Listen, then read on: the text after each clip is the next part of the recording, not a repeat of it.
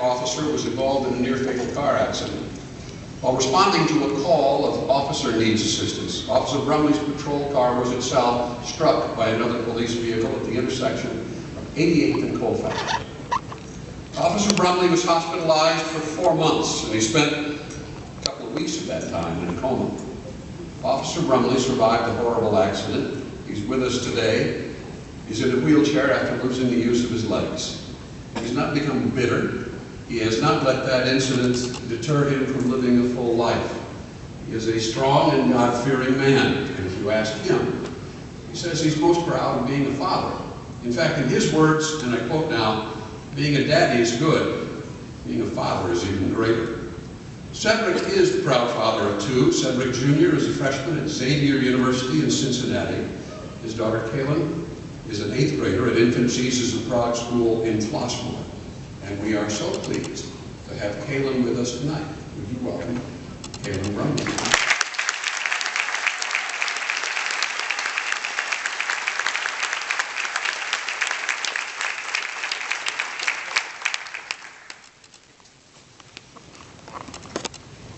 Hello, my name is Calyn. I'm 13 years old and I currently attend Infant Jesus of Prague School in Flossmoor.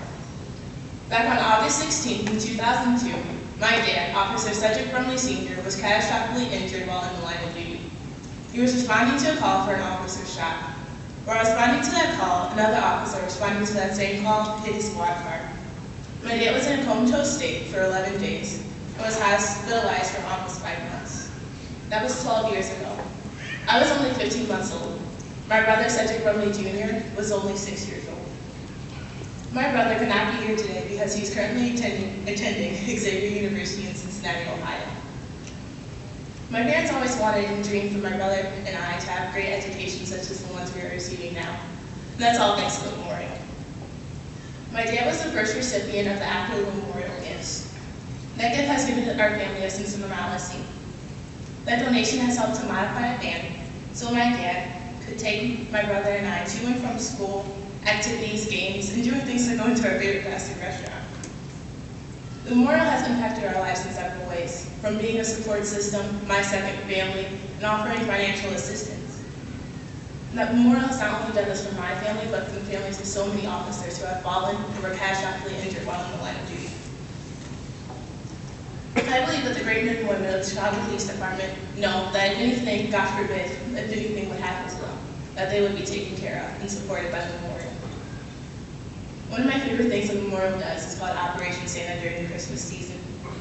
I love to see Santa Claus, Mrs. Claus, the elves, the police officers, and all the other people that helped to make this program a success walk through my door on that day.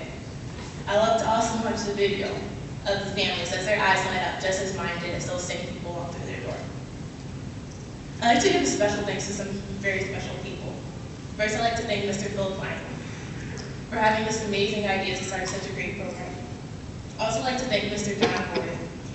I always remember how my dad was on the phone with Don Dolan as my brother entered his first year in college. So thank you, Don.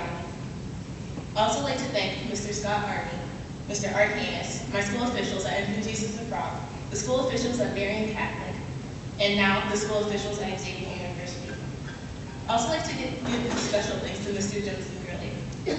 Thanks to Mr. Zingrilli's donation, we have been able to go to every sports event imaginable, from Bulls games, to Sox games, to Cubs games, to Blackhawks games, to even Bears games, even though the Bears aren't doing too good. But it's still a very enjoyable experience, and I thank you for that, Mr. Zingrilli.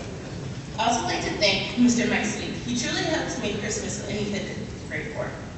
Santa, Mrs. Claus, the elves, Connie, and all the other helpers during Christmas, and so many others that I'm sure I've missed, and the others that I don't know that contribute to the betterment of so many. Thank you all.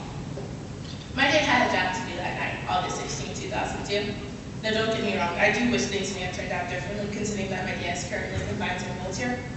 But he was doing a job he loved, a job that he took pride in doing. He did it proudly. Unfortunately, the wheelchair was the result. But I wouldn't change anything. We're so blessed to have him here with us. I know many of the kids and the families that I've met over the years would love to trade places with me. I couldn't pray for a better dad, better friends than my dad, such as my godfathers, Don Calvin, and Chris Fletcher. A better family, a better support system. And trust and believe I don't miss a beat. My dad was everywhere with me. He takes me and my brother everywhere. Imagine a parent not being able to take their child to college. That's something my dad didn't have to bear because of the memorial. My dad, we all went there as a family, a milestone my dad didn't have to miss. He doesn't miss a softball or a volleyball game.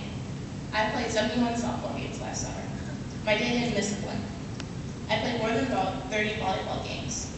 Some he couldn't attend because my school is not accessible, but he was there in the parking lot, waiting for me to come out just to hear the results of how my game went. Now, I have a job to do. A job to make you all proud. To do my best. I have to make you proud, my dad proud, and all of what you have done for me, and what you have done for the memorial. So, thank you all.